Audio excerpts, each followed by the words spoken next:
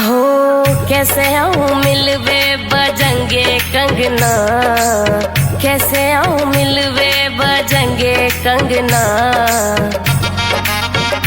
पायल की खनक से जगेंगे सजना रे, पायल की खनक से जगेंगे सजना।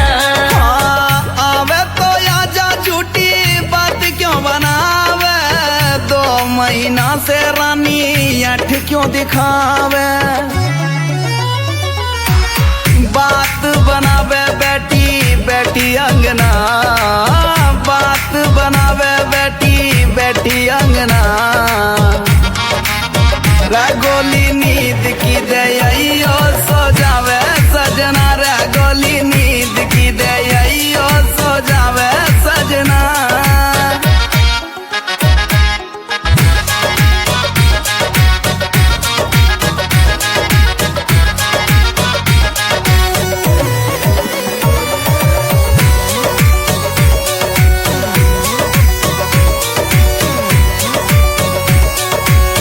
कर ले सबर बाबू मिलने भी आऊंगी, प्यार की है प्यास पानी हाथ से पिलाऊंगी।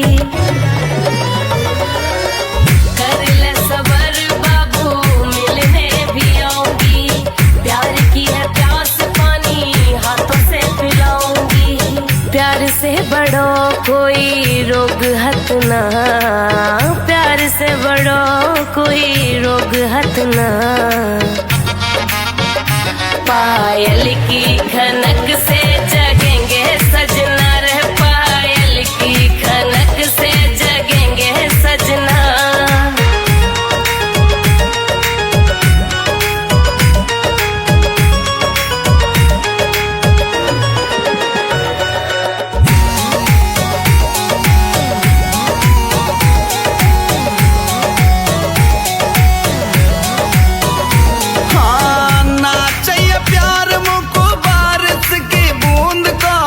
छाती से लगा के मुँह दे जा सकून सा।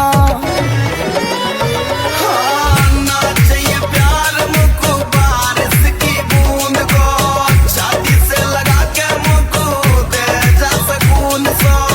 खून सो जलावे गोरी तेरो हंसना, खून सो जलावे गोरी तेरो हंसना।